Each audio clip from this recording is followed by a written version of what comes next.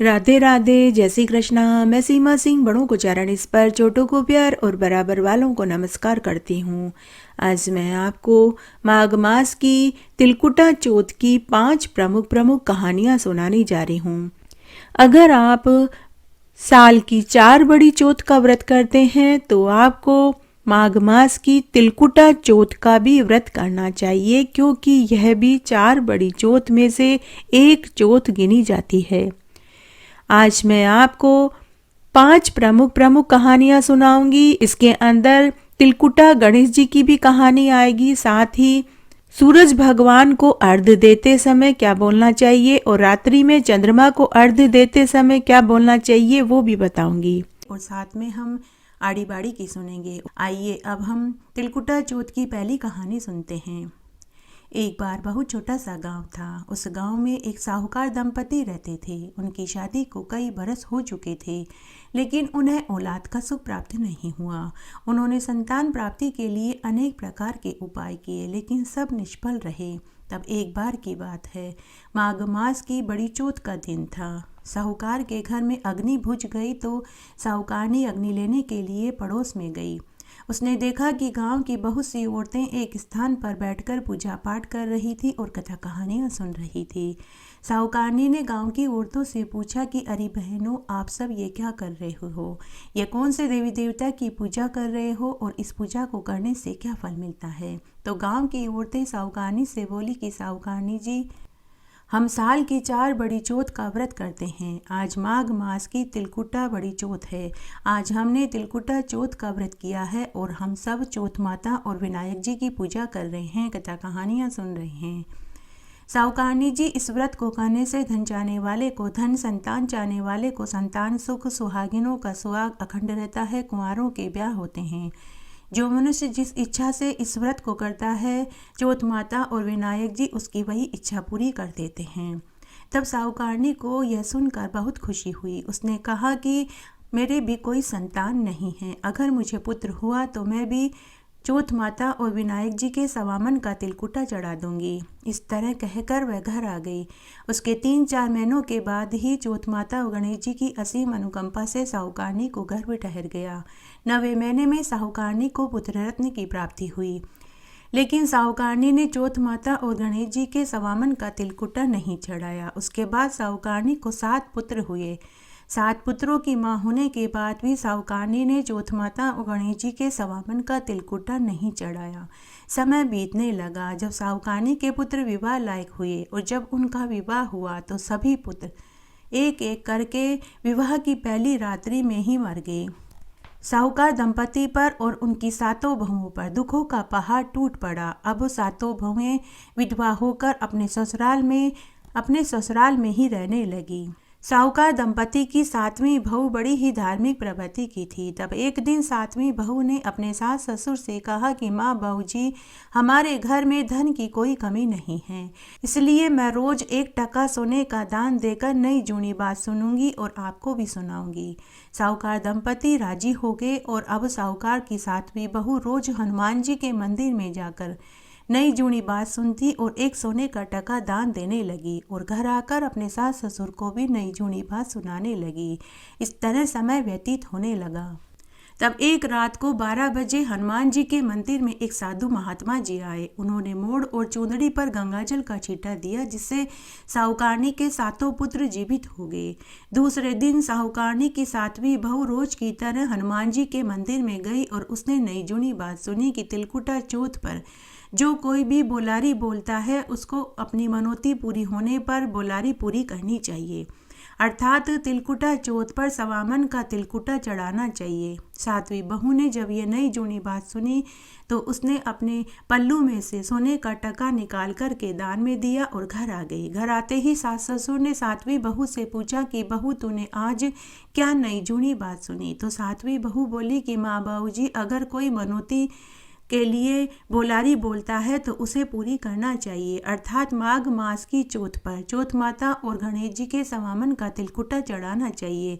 ऐसा सुनते ही साहूकारनी को खुद की बोली हुई बोलारी याद आ गई। उसके बाद साहूकारनी ने माघ मास की चौथ का व्रत अपनी सातों बहुओं के साथ किया और चौथ माता और गणेश जी के सवामन का तिलकुटा चढ़ाया, पूजा करी, व्रत रखा और चौथ माता और विनायक जी से अपनी गलती की क्षमा मांगी। उसी समय साहूकारनी के सातों पुत्र वापस घर लौट आए। हे चौथ माता, हे विनायक जी महाराज, जैसे आपने साहूकारनी के साथ पहले किया वैसे किसी के साथ मत करना, और जैसे बाद में आपने उसके सातों पुत्रों को जीवित कर दिया, उसके सातों बहुओं के सौभाग्य को लौटा दिया, वैसे सबके साथ करना। कहानी कहने वाले के साथ, सुनने वाले के साथ और हुक्कारा भरने वाले के साथ। घटती हो तो पूरी हो तो परवान चढ़े, बोले बिसरे नाम तेरे भंडार में भरे। तिलकुटा चौथ की गणेश जी की कहानी सुनते हैं। एक बार बहुत छोटा सा गांव था। उस गांव में 2 देवरानी जेठानी रहती थी। देवरानी बहुत गरीब थी जबकि जेठानी बहुत अमीर थी। देवरानी का पति जंगल से लकड़ी काट कर लाता और शहर में बेचता था, लेकिन कभी जंगल में उसे लकड़ियां मिलती, कभी नहीं मिलती। इस तरह से उसके पति की कोई स्थायी आमदनी नहीं थी। उनका घर बड़ी मुश्किल से चलता था, जिससे देवरानी और उसके 2 बच्चों को कई कई दिनों तक भूखे रहना पड़ता था। तब देवरानी ने सोचा कि दूसरों के घरों में जाकर के काम करूंगी तो घर की बदनामी होगी। तो देवरानी अपनी जिठानी के यहाँ झाड़ू पोछा बर्तन आदि करने लगी और रोज उनके यहाँ आटा छानने लगी। तब वह आटा छानने के बाद आटे छानने के कपड़े को घर ले आती, जिसे वह पानी में घोलकर आटे के चूर्ण का पानी अपने पति और बच्चों को पिला देती। देवरानी गणेश भगवान की परम भक्त थी। वह हर महीने की गणेश चौथ का व्रत करती थी। तब एक दिन की बात है, देवरानी आटे छानने के कपड़े को घर लाई और उसे पानी में घोलकर आटे के चूर्ण का पानी अपने पति और बच्चों को पिला रही थी। तो उस दिन जिठानी के बच्चों ने देख लिया। उन्होंने घर आकर अपनी माँ से शिकायत करी कि माँ चाची तो रोज हमारे यहाँ से आटे छानने के कपड़े को खुद के घर ले जाती है और उसे पानी में घोलकर चाचा को और खुद के बच्चों को पिला देती है। दूसरे दिन देवरानी जब आटा छान कर जाने लगी तो जिठानी ने अपनी देवरानी से आटे छानने का कपड़ा रखवा लिया। उस दिन देवरानी का माघ मास की तिलकुटा चौथ का व्रत था। साथ ही उसके पति को भी उस दिन जंगल में से कोई लकड़ी नहीं मिली, तो वह भी कोई मजदूरी नहीं ला पाया, जिससे घर में आटा दाल नहीं आ पाया। देवरानी के बच्चों और पति ने उससे आटे के चूर्ण का पानी मांगा तो देवरानी ने अपने पति से कहा कि आज भाभी जी ने आटे छानने के कपड़े को घर पर ही रखवा लिया। बेचारी देवरानी ने खुद के बच्चों को तो भुला चुपला कर सुला दिया, लेकिन उसके पति से भूख बर्दाश्त नहीं हुई तो उसने अपनी पत्नी को डंडे से खूब मारा। देवरानी सुबह से ही भूखी प्यासी थी। उसने गणेश जी और चौथ माता के भी भोग नहीं चढ़ाया। वह अपने गणेश भगवान को याद करके रोती रोती सो गई। अर्धरात्रि में गणेश भगवान देवरानी के स्वप्न में आए और बोले कि पुत्री, ना तो तूने मेरे भोग चढ़ाया और नहीं तूने सम भोजन किया। तब देवरानी ने गणेश भगवान को पूरी बात बताई। तब गणेश भगवान बोले कि बेटी, आज माघ मास की तिलकुटा चौथ थी। आज मेरे घर घर में सबने तिल के चूरमे का भोग लगाया, तिल के लड्डू खिलाए, तिल के व्यंजन खिलाए हैं, तो मुझे निमटने जाना है। तो देवरानी जो पहले से ही बहुत दुखी थी, उसके पति ने भी उसे बहुत मारा था, अंग अंग और शरीर में बहुत दर्द हो रहा था, तो उसने गुस्से से कहा कि हे गणेश जी भगवान, मेरा तो पूरा घर ही खाली पड़ा है, आप चाहें जहां निमट लीजिए। गणेश भगवान निमटने के बाद वापस देवरानी से बोले कि पुत्री, अब मैं पहुंचूं कहां पर। तो देवरानी ने फिर से गुस्से में कहा कि हे गणेश जी भगवान, मेरे ललाट से पूछ लीजिए। तो गणेश जी भगवान उसके ललाट से पूछ लिए और जाने लगे। जाते जाते गणेश जी भगवान ने उसकी झोपड़ी को ठोकर मार दी, जिससे उसकी झोपड़ी मैलमालिये में बदल गई। पूरे घर में अन्न धन के ढेर हो गए। सुबह जब देवरानी सो करके उठी तो उसने देखा कि उसके 2 कमरे का टूटा फूटा मकान महल में बदल चुका था। पूरे घर में सोने चांदी अन्न धन के ढेर पड़े थे और वह स्वयं भी ऊपर से लेकर नीचे तक सोने चांदी के गहनों से मंडी हुई थी। धन को बटोरते बटोरते उसे सुबह से दोपहर हो गई तो वह जिठानी के यहाँ काम करने के लिए नहीं गई। तो जिठानी ने खुद के बच्चों से कहा कि अरे जाओ रे, कोई देख कर के आओ कि आज तुम्हारी चाची काम पर क्यों नहीं आई। जिठानी के बच्चे चाची के घर आए तो उन्होंने देखा कि चाची का टूटा फूटा मकान तो महल में बदल चुका था। पूरे घर में अन्न धन सोने चांदी के ढेर पड़े थे और खुद चाची भी सोने चांदी के गहनों से सजी हुई थी। बच्चों ने चाची से कहा कि चाची चाची, माँ तुम्हें काम पर बुला रही है। तो चाची ने कहा कि अब तो मेरे ही घर में खूब धन धान्य हो गया है, अब मैं आज से काम पर नहीं आऊंगी। बच्चे वापस दौड़े दौड़े घर आए और अपनी माँ से बोले कि माँ, चाची तो पैसे वाली हो गई है, उसका घर तो धन से भरा पड़ा है, अब वह हमारे यहाँ काम पर नहीं आएगी। ऐसा सुनते ही जेठानी उसी समय बिना चप्पलों के ही भागी भागी देवरानी के घर आई और पूछने लगी, तू एक ही रात्रि में इतनी अमीर कैसे हो गई। देवरानी जो मन की बहुत भोली थी, उसने जिठानी को पूरी बात बता दी। जिठानी घर आई और उसने मनी मन निश्चय किया कि अगले बरस जब माघ मास की तिलकुटा चौथ आएगी तो मैं भी ऐसा ही करूंगी जैसा कि देवरानी ने किया। इस तरह समय बीतने लगा। साल भर बाद जब माघ मास की तिलकुटा चौथ आई तो उसने सुबह से ही अपने बच्चों और पति के लिए खाना नहीं बनाया। उसने भी उस दिन व्रत रखा। जब उसके पति और बच्चों ने भोजन मांगा तो उसने साल भर पहले वाली देवरानी के साथ घटित हुई बात अपने पति को बताई और अपने पति से बोली कि आप आज मुझे डंडे से मारिए। पति ने कहा कि अरे तू तो बावली हुई है, तेरी देवरानी तो बेचारी गरीब थी, दुखी थी, तू तो धन से भरी हुई है, तुझे किस चीज की कमी है। हे भगवान, तू धन का लालच मत कर। लेकिन पति की समझाइश का उसके ऊपर कोई असर नहीं हुआ। तब पति क्रोधित होकर कपड़े धोने के डंडे से अपनी पत्नी को धो खींच के मारे। जिठानी भूखी ही रोती रोती गणेश भगवान को याद करके सो गई। अर्धरात्रि में गणेश जी जिठानी के स्वप्न में आए और बोले कि अरे धन की भूखी बेवजह मार खाने वाली और देखा देखी करने वाली, बता मैं निमटने कहाँ जाऊं। जिठानी बोली कि हे गणेश जी भगवान, मेरी देवरानी का तो 2 कमरों का टूटा फूटा मकान था, मेरा तो बहुत बड़ा मकान है, आप चाहे जहाँ निमट लीजिए। निमटने के बाद थोड़ी देर बाद गणेश जी फिर से बोले कि अब मैं पूछूं कहाँ पर। तो फिर से देवरानी मुस्कुराती हुई बोली कि हे गणेश जी भगवान, मेरी देवरानी का तो बहुत छोटा सा ललाट था, मेरा तो बहुत बड़ा ललाट है, आप मेरे ललाट से पूछ लीजिए। उसके बाद गणेश जी ललाट से पूछ करके अंतर्ध्यान हो गई। जिठानी पूरी रात अपने सिर पर हाथ लगा लगा करके देखती, लेकिन उसे गीला ही महसूस होता रहा। वह मनी मन सोचने लगी कि यह सूख जाएगा तो यह सोने चांदी में बदल जाएगा। सुबह जब जिठानी सो करके उठी तो उसने देखा कि उसका पूरा घर बदबू से भरा हुआ था, उसका ललाट भी बदबू से भरा हुआ था। तो वह रोती रोती गणेश भगवान से बोली कि हे गणेश भगवान, आपने मेरे साथ छल कपट किया, मेरी देवरानी को तो धन दिया और आपने मेरा घर बदबू से भर दिया। हे गणेश भगवान, आपने मेरे साथ अन्याय किया, दोगलापन किया। तभी वहां आकाशवाणी हुई। गणेश भगवान बोले कि अरे तेरी देवरानी मेरा व्रत करती थी, वह मेरी परम भक्त थी, वह हर महीने की चौथ का व्रत करती थी, वह बहुत गरीब थी और साफ मन की थी, लेकिन तू धन की ध्याई हुई, तेरे मन में लालच आया, तूने देखा देखी करी। तब जेठानी बोली कि हे गणेश भगवान, मुझे अब धन नहीं चाहिए, अब आप अपनी यह सारी माया समेट लीजिए। तब गणेश भगवान बोले कि मैं एक शर्त पर ही यह सारी माया समेटूंगा, जब तू अपने धन में से आधा धन अपनी देवरानी को देगी। तब जेठानी ने धन में से आधा धन तो दे दिया, लेकिन उनका एक पुश्तैनी 9 लड़का हार था जिसे उसने आटे की चक्की के नीचे छिपा दिया। लेकिन गणेश भगवान तो अंतर्यामी हैं, उन्हें तो सब दिखाई देता है।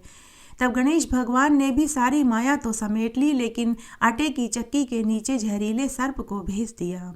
जेठानी मनी मन खुश होती रही कि मैंने सोने के 9 लड़के हार को बचा लिया, उसमें से आधा हिस्सा देवरानी को नहीं दिया। जेठानी जब आटे की चक्की के नीचे हार लेने के लिए गई तो उसे वहां विषैला सर्प दिखाई दिया। तभी वहां आकाशवाणी हुई। गणेश भगवान ने कहा कि तूने हार में से आधा हार देवरानी को नहीं दिया, इसीलिए यह जहरीला सर्प यहाँ है।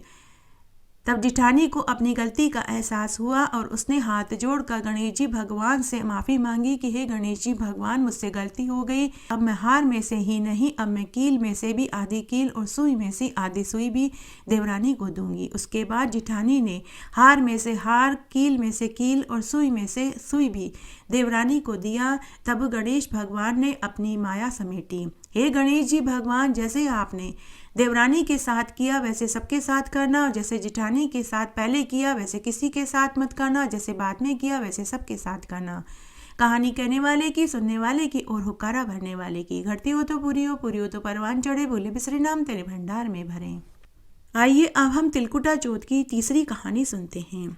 एक बार बहुत छोटा सा गांव था जिसका नाम रत्नपुरा था। उस गांव में एक बहुत अमीर सेठ सेठानी रहते थे।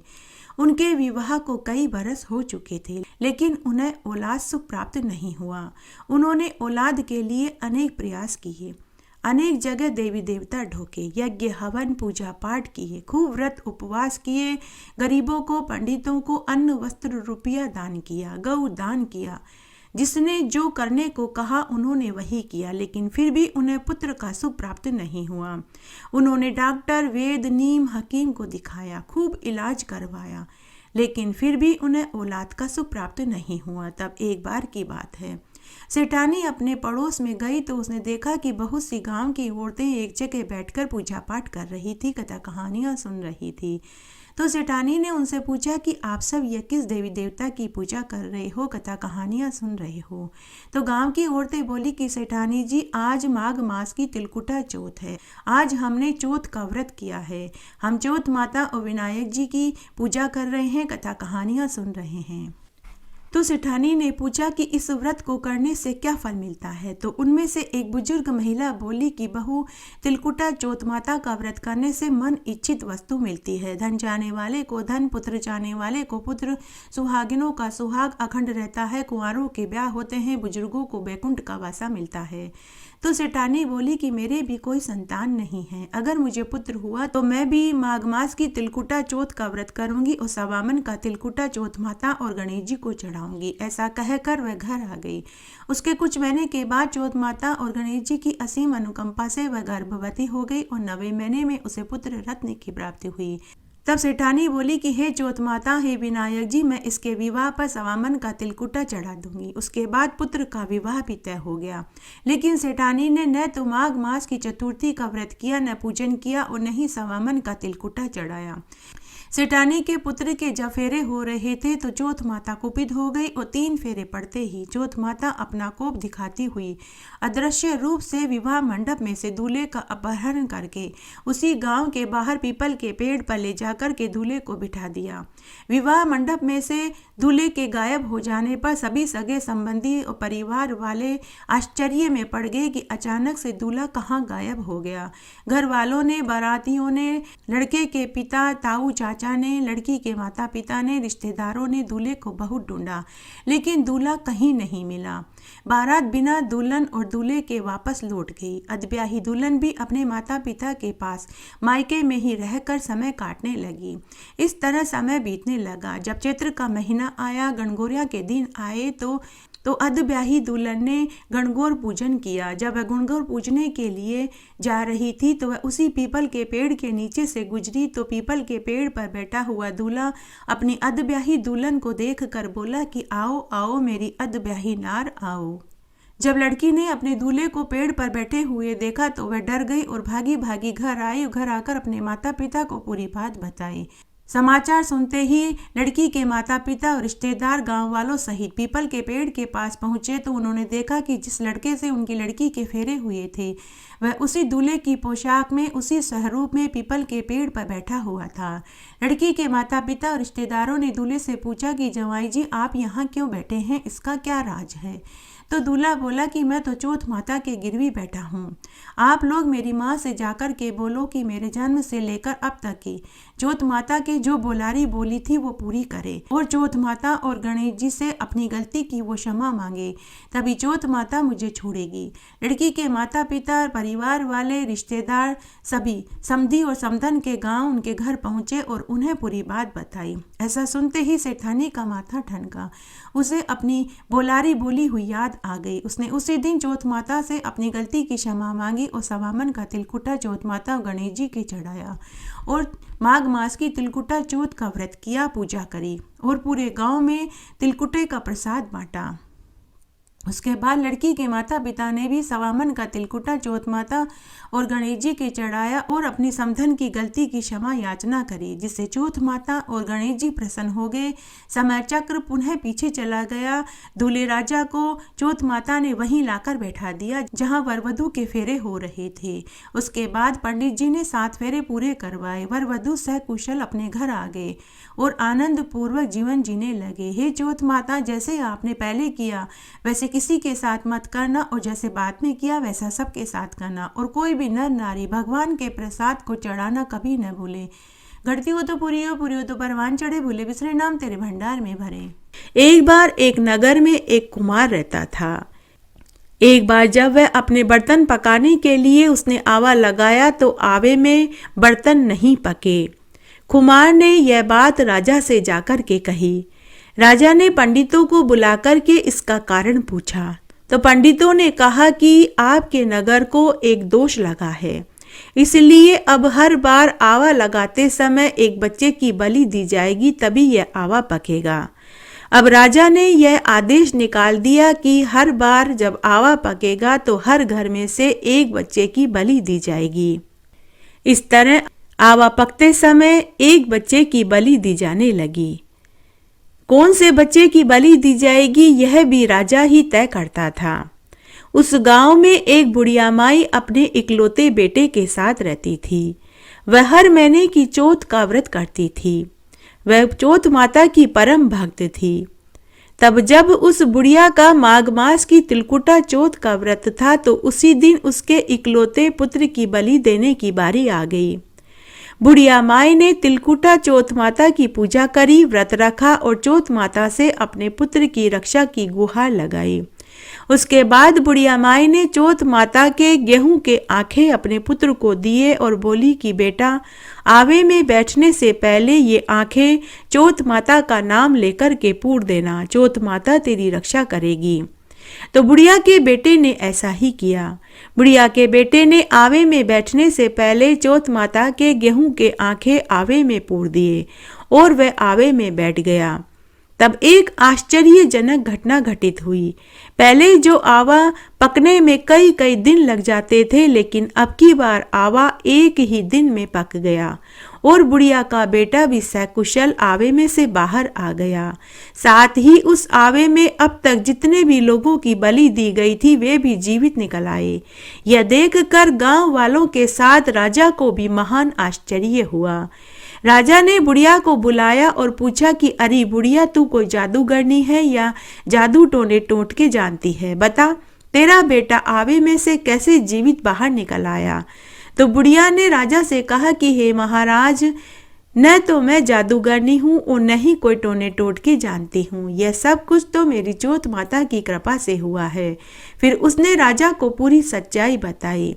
अब तो राजा के साथ पूरे गांव वालों ने भी चौथ माता की महिमा को स्वीकार कर लिया। उसके बाद राजा ने पूरी नगरी में ये ढिंढोरा पिटवा दिया कि सभी को हर महीने की चौथ का व्रत करना चाहिए और उस दिन व्रत रखना चाहिए और चौथ माता और गणेश जी की पूजा करनी चाहिए और माघ मास में तिलकुटा बना करके माघ मास की चौथ को तिलकुटा का भोग लगाना चाहिए। हे चौथ माता, जैसे आपने बुढ़िया के बेटे की रक्षा करी वैसे सबकी करना, कहानी कहने वाले की, सुनने वाले की और हुक्कारा भरने वाले की। घटती हो तो पूरी हो तो परवान चढ़े, भूले बिसरे नाम तेरे भंडार में भरे। आइए अब हम विनायक जी की कहानी सुनते हैं। एक बार भगवान शंकर ने अपने दोनों पुत्रों कार्तिकेय और गणेश से पूछा कि तुम में से कौन ऐसा वीर है जो देवताओं की रक्षा कर सके।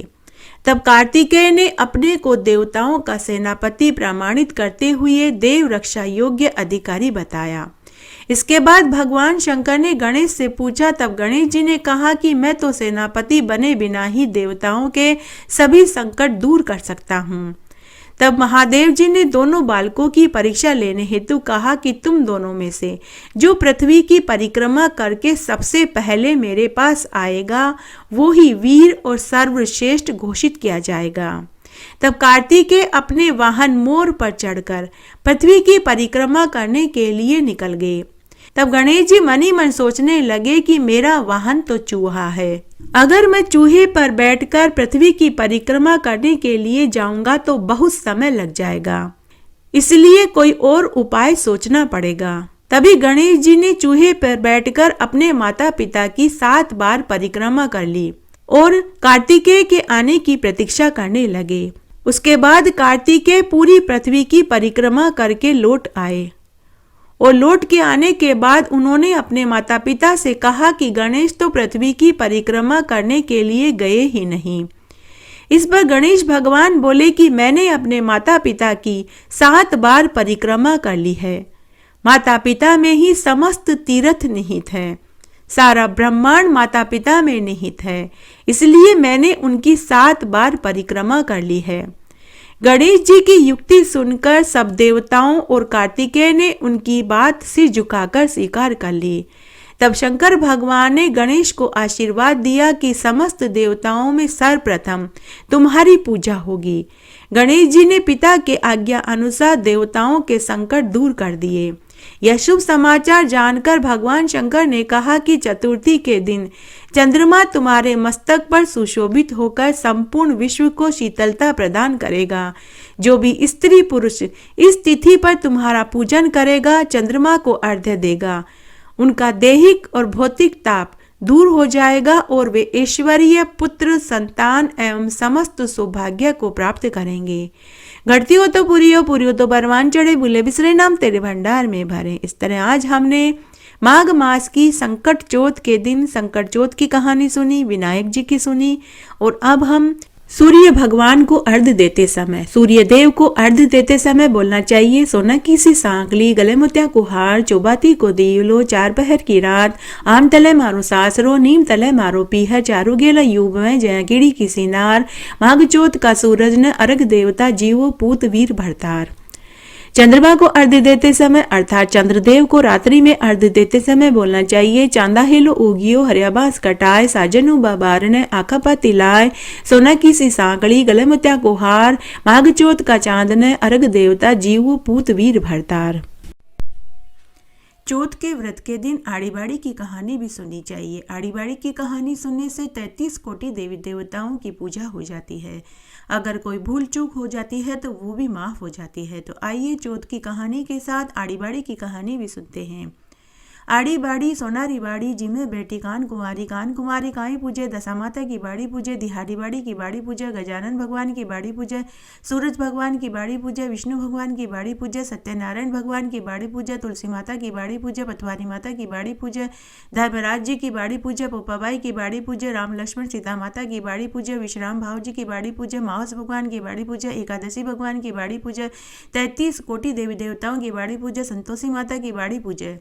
बाड़ी पूजा से काई होवे, अन्न होवे, धन होवे, लाज होवे, लक्ष्मी होवे, लाभ होवे, रिद्धि होवे, सिद्धि होवे, साईं जी को साथ होवे, पुता को परिवार होवे, दोइता होवे, दोइता के लिए खीर खांड रांधे, पोता बहू के लिए राबड़ी रांधे, खाटी लागे राबड़ी, मीठी लागे खीर, चढ़ी चढ़ाई लेखी आवे, गोरी ढूंढ विनायक, ढूंढना भरा भांडना, सोना का ढाकना, रिमता जिमता दूध सरांध्या, बहु परोसे सासू जी में, सासू परोसे बहू जी में, सासू खाटल्या बहू पाटल्या, मंदरिया मंदराली बात, गले टके का हार, आ बात कटेकी कहवे, अमूल्य की डाल की कहवे, सरोवर की पाल की कहवे, अन्न की आटे की कहवे, जल की लोटे की कहवे, तुलसी के क्यारी की कहवे, 4 भाई बहन की कहवे, जो मिले तो नगर नोता, नगर न बन पावे तो 12 मन का लाडू करे, 12 मन का लाडू न बन पावे तो 6 मन का लाडू करे, 6 मन का लाडू न बन पावे तो 1.5 मन का लाडू करे, 1.5 मन का लाडू न बन पावे तो 1 मन का लाडू करे, 1 मन का लाडू न बन पावे तो 12 महीने की बात लेकर 12 सेर का लाडू करे, 6 महीने की बात लेकर 6 सेर का लाडू करे, 12 सेर में 3 सेर गुड़, 3 सेर घी, 6 सेर आटा लेकर लाडू करे, 1 पानी की पनिहार की, 1 रमता बालक न देवे, 1 गाय का ग्वाला न देवे, 1 सास की, 1 बेटे की, 1 बहू की, 1 माँ की, 1 बहन की, 1 भाई की, 1 पुरानी औरत, 1 चना की छणियार, 1 दशा माता के घड़े रखे, 1 तुलसी के क्यारे में रखे, 1 से व्रत करे, खाओ जो कर्म को, पाठ जो धर्म को, यह बात कहवे, खाटी मूली छाछ दे, गलोड़ी में घी दे, तलोड़ी में तेल दे, खाजा को फड़को दे, पापड़ को तड़को दे, जड़ू लो पूत दे, सासू जी को परसन दे, बहू को जीमण दे, दौरानी जिठानी खमा खमा करे, बोल बोलनी पारोसन दे, तलिया गुनी गोबर दे, चौकी आका नु आका चोरिया, थारे घर को धर्म थाने लागे, मारे घर को धर्म मने बढ़ाओ, पीपल पूजो पनौती भर भर, मोतिया को थाल, दुख दर्द कम कर जो, राजपाट दीजो, उठो बहू बेटी गिलो सुखो, कामण गाओ, कामण की आवे हाथ, स्त्री नारी रो कूचो मर्द रो हाथ गल मुत्या रो हाथ 33 कोटि देवी देवताओं ने नमस्कार। उठो भाई तपसी जीमो भाई लपसी, भाई को थान भाभी को मान, थानता की वार्ता को फल, माना माँ की कहानी कथा और व्रत को फल। जय हो 33 कोटि देवी देवताओं की। इस तरह आज हमने तिलकुटा चौथ की 6 कहानियाँ सुनी, जिसमें हमने 5 कहानियाँ तिलकुटा चौथ की सुनी, 2 कहानियाँ गणेश जी की सुनी और आड़ी बाड़ी की कहानी सुनी। सूर्य नारायण भगवान को अर्घ्य देते समय क्या बोलते हैं वह सुना। रात्रि को चंद्रमा को अर्घ्य देते समय क्या बोलते हैं वह सुना। जब आप कहानी सुने तो गेहूं के 4 दाने हाथ में रखें और इन 4 दानों को कहानी सुनने के बाद अपनी साड़ी के पल्लू में बांध लें और रात्रि में चंद्रमा को अर्घ्य देते समय इन गेहूं को छोड़ दें। आज के दिन गणेश जी के और चौथ माता के तिल का भोग लगाया जाता है। सूर्य नारायण भगवान को भी तिल का भोग लगा के ही अर्घ्य देवें। रात्रि में चंद्रमा को भी तिल का भोग लगाकर ही अर्घ्य देवें। आशा करती हूँ आपको ये सभी कहानियाँ अच्छी लगेगी। मेरे साथ बने रहने के लिए आपका धन्यवाद। आगे आने वाली कथा कहानियों के लिए भी आप इसी तरह मेरे साथ बने रहें। धन्यवाद।